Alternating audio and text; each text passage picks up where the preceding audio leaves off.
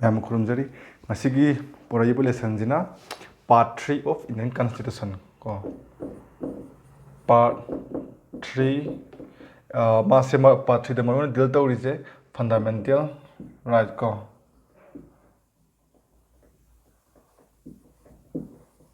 Aduga Mazana Article 12 Tagina 35 Honey. And the fundamental rights latching among the Magas Hamlapa history of the say. Aduga Mamang the Taugible lesson the Kunamaru prelims keep perspective to win at a tobane, although Sagi January 6th mains exam the Hodorabina can say. I see the giddy when a mains keep perspective to in a high dip the Sangaga Kari Lege have to Hana Puto in a Sebago. Lesson Kadiam, lesson yams are go dip the decision and Sanga Helakaneva. Aduna Maruna Aquana Constitution and Constitution Tambama Tamda Quena faster country Britain gi Parliament se Siga USA gi Kanose Constitution je Siga Kanganeva Hadi Maruena Aquena Yangutan Sin example Piraga Nina Ada Britain gi Parliament England Palago England gi Kanose England gi Parliament Makoda di fundamental right rights Moid di Lative Maram di Moigidi unwritten constitution never Hadi Moigidi written at India dona. Aduna unwritten Oibana Mara Moiraga, Makoigidi, Masagi Kunose fundamental rights selective. Adudama Hangbaya, individual gear Akonsagi fundamental rights Yaudana democracy ni Kamina Hino, Kamina rule Torino Hang Paya. Madudahite said Makoida dinner, fundamental rights the late Adubu, Makoida Malay. British does not say, Maruna Moji question the individual right and Amas a neighbor. Individual right. High Basiki individual rights say, Mazako fundamental like a Samana. Manaraga Sumana Mukamanta Gahamatanda. Don't know what we are. Karima high individual say, suppose I ne Kalazebo. I see England citizen a Kalazebo. I say. I am towning by I pamba any action every kind of I in the palm to palm the Tobayako. Adubu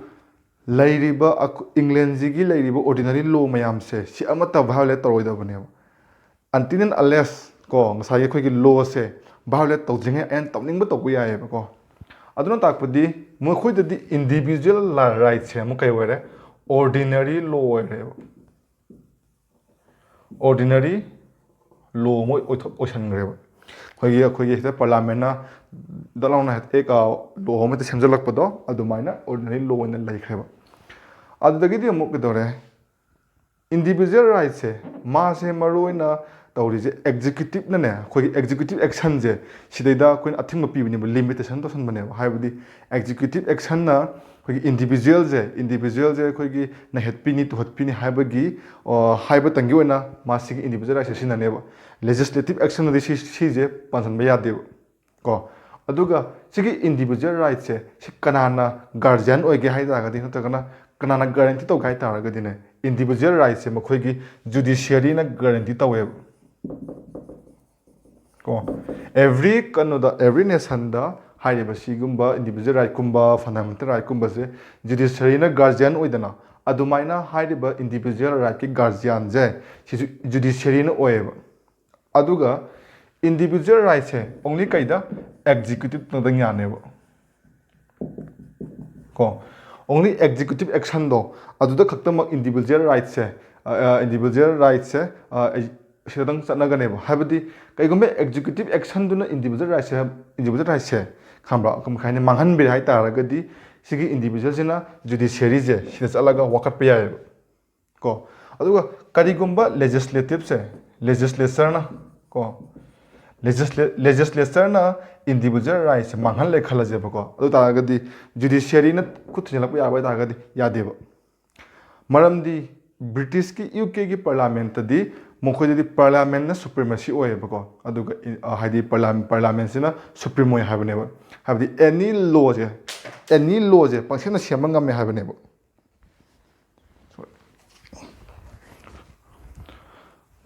Aduna Kaigumba Parene Yahale Kalazeba, Odagadi legislature na passed adorable laws. She's in a ꯍꯥꯏꯔꯤꯕꯁꯤꯒꯤ individual ꯂꯣꯁꯦ ꯁꯣꯜꯂꯦ ꯈꯜꯂꯁꯦꯕ ꯁꯤꯅ ꯈꯨꯠ ꯊꯦꯡꯅꯔꯛꯇ꯭ꯔꯦ ꯈꯟ ꯇꯥꯔꯒꯗꯤꯅꯦꯀꯣ ꯍꯥꯏꯔꯤꯕꯁꯤꯒꯤ ꯃꯥꯁꯦ ordinary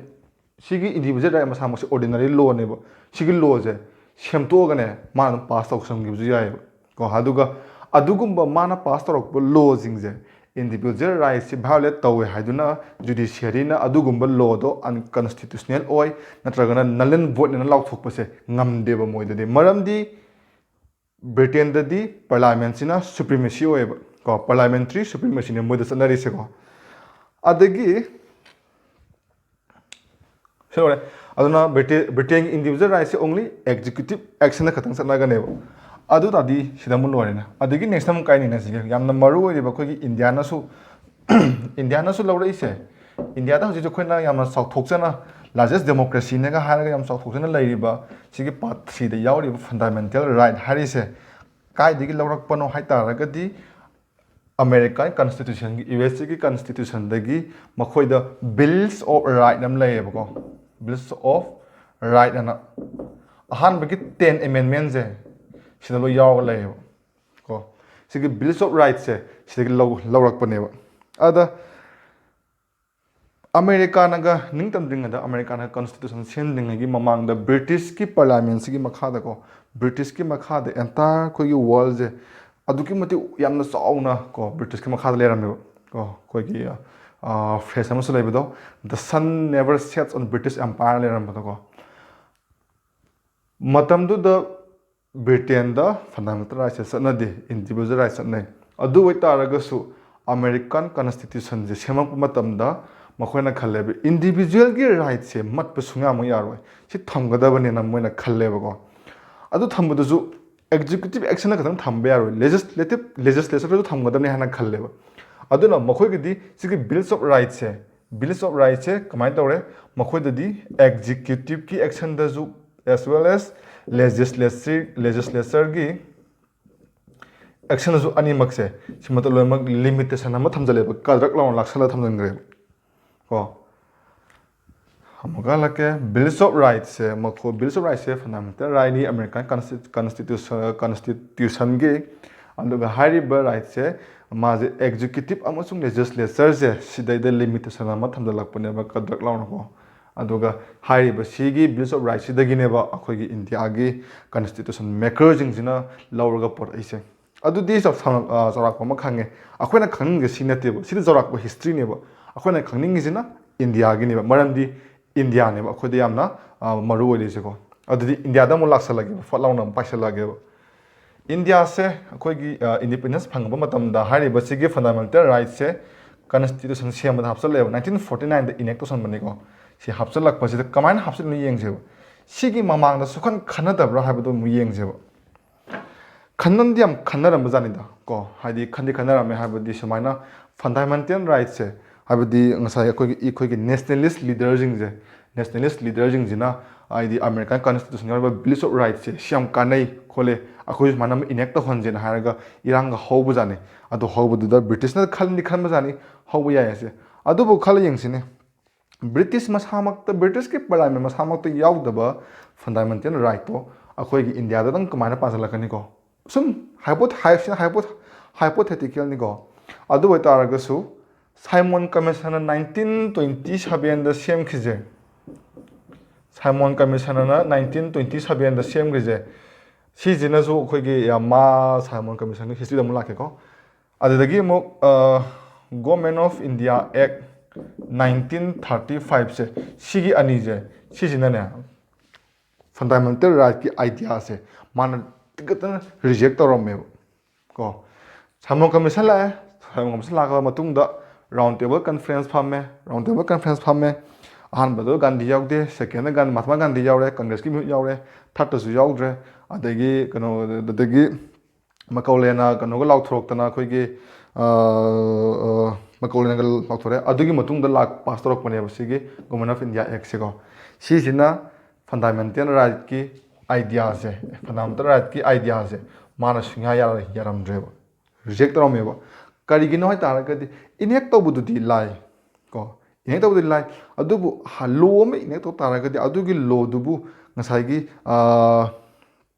inbigadabago will outside will among Luna lodubu ingadabase inectogaba canose botise hadi later vitare aduna habadi fundamental rights authority the negative imma pirineba tawba yaroi akhoi rights we tawba yaro thingineba ko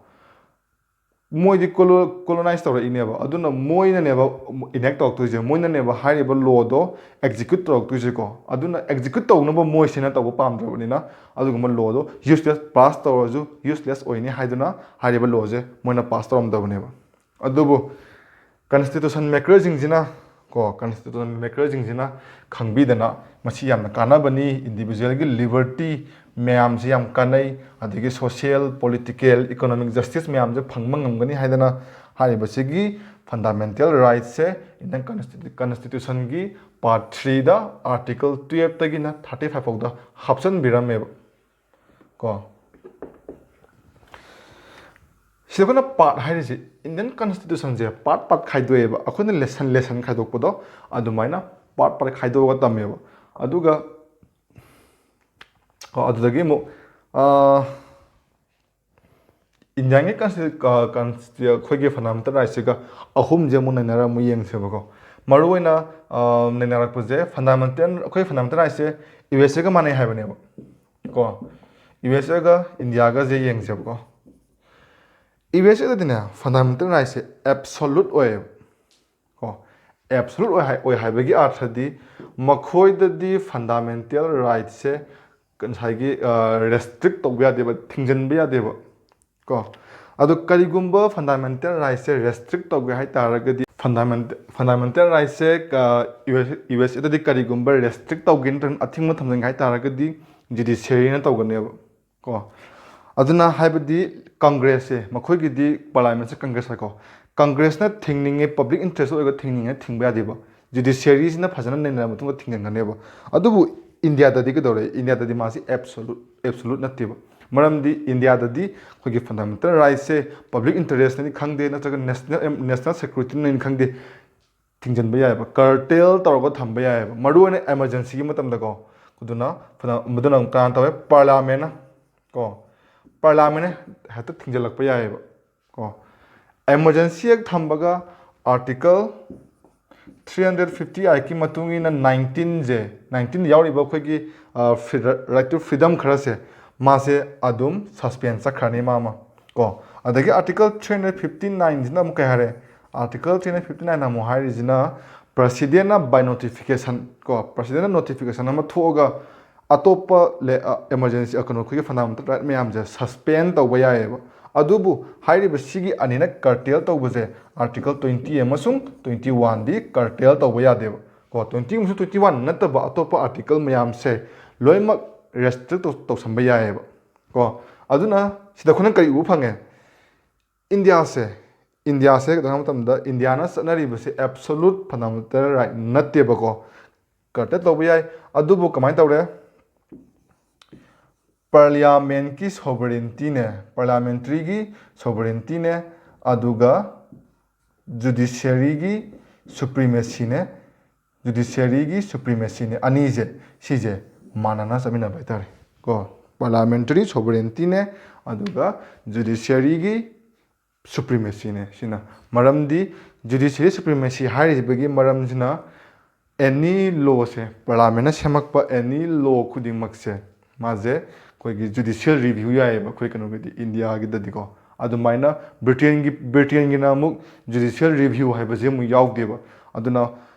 अदुना अदुकी मतिक Chaware मखोय अदुना Modi parliamentary supremacy हाइजेको अदगी मु कोई India से parliament India के parliament से sovereign कोई sovereign हाइबगा हाइबदि यादेबा होय nation बुदि sovereign nation ने दुबु parliament से direct sovereignty ने हाइबा यादेबा मरमदी पार्लियामेंट सोवरेनिटी तारगदि माना लॉ जे सेमिंग लॉ जे सेमंगमे हाइबनेबा सागे खोगी ब्रिटेन की पार्लियामेंट की दमाइना अदुबु इंडिया की पार्लियामेंट दी sovereign ओजरगसु Yamuna साबोस direct pure sovereign दि नत्तेबा मरमदी लॉ सेमंगमी याय सनबा याय लॉ सेमंगमी अदुबु माना सेमइबा लॉ दो आर्टिकल 12 पार्ट 3 यारिबा कोई राइट मैम से अमता भाले तो यादेबा को ꯃꯣꯁ ꯂꯥꯛꯄꯁꯤ ꯂꯩꯈ꯭ꯔꯦ ꯃꯊꯪꯗꯅ ꯑꯃꯨꯛ ꯑꯥꯔꯇꯤꯀꯜ 12ꯇ ꯀꯣ मासे राइट से तैथन खाइदोई अदुगा राइट टू प्रॉपर्टी से right to property हारिसे Janata Dal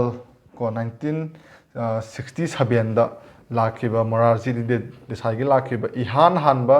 non Congress government हाइतारे को मोरारजी देसाई की जनता दल की गवर्नमेंट से सिजना फंडामेंटल राइट अमा लौथोखरेबा को राइट टू प्रॉपर्टी से लौथोखरे लौथोगम मतुंग सिदा 31 की क्लोज बी जो लौथोखरे एमएन तथोखरे अदु हाइबसिगी पोट से 300 ए दा हप्सन थमग्रेबा को अदुगा माजे खोगी ओसनगी ऑर्डिनरी लॉ वन थमजंग्रेबा लीगल लॉ हाइतारे दमा लीगल राइट हाइतारे को दमा थमजंग्रेबा माजे अदुगा आर्टिकल 12 से आर्टिकल 12 ना मरुना डिफाइन तौरिजे माजे अखोगी स्टेट ना डिफाइन तौवेबा सिदा को सिदा खोइना पार्ट 1 दा सिजनरीबा खोगी स्टेट से सिगा मागा मानदेबा आर्टिकल 12 ता पार्टिकुलरली डिफाइन तौरिजे स्टेट हाइबा वाहाइजिनेबा हाइरिबा सिगी स्टेट से करम स्टेट नो हाइबा मतमदा सिदा पार्ट 3 दा यावरिबा आर्टिकल मयाम से आर्टिकल मयाम जे इंटरप्रेट तौबा मतमदा सिजनगदौरिबा वर्ड से हाइरिबा सिगी स्टेट सिनेबा को अदा सिदा संगदौरिबा स्टेट से करी स्टेट नो हाइबदो हाइरिबा सिगी आर्टिकल 12 से इलेरेबा करम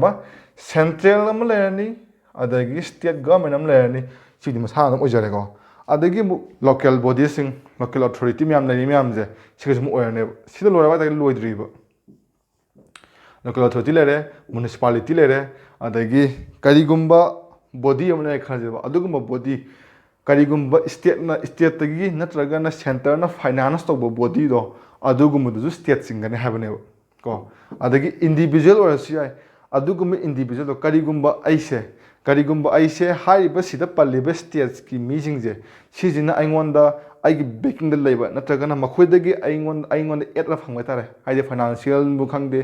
फंग तारागदी आइना तौबा थबकतो अदुजु स्टेट की तौबा थबकने हागा आइंग मथजु फंडामेंटल राइट्स से बारो तौबा हाइदना सु तौसंबा यायबा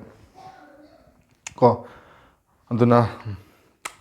असिदि सिबोतन तौजे 12 फॉलो संग्रे 13 दे हौरजे अदुगा 14 दागी राइट टू इक्वालिटी प्राइनबा अदुगा 13 पार्ट 3 दागी चोंगपसे ज्ञान तदब यावब्रा यावरगदी अदुम ngसाइगी पोलिटिकी आमामांगी हिस्ट्री दो ngसाइगी चार्टर एक पास तौर लाखपदो हाइबदी इंडिया से ब्रिटेन पार लेरमिनेबा 200 इयर्स इन पार लेरमिनेबा को चार्टर एक 1773 दागी हौरगा ngसाइगी इंडिपेंडेंस एक पास तौरपदो अदुबोकी लॉ दुजु पुलप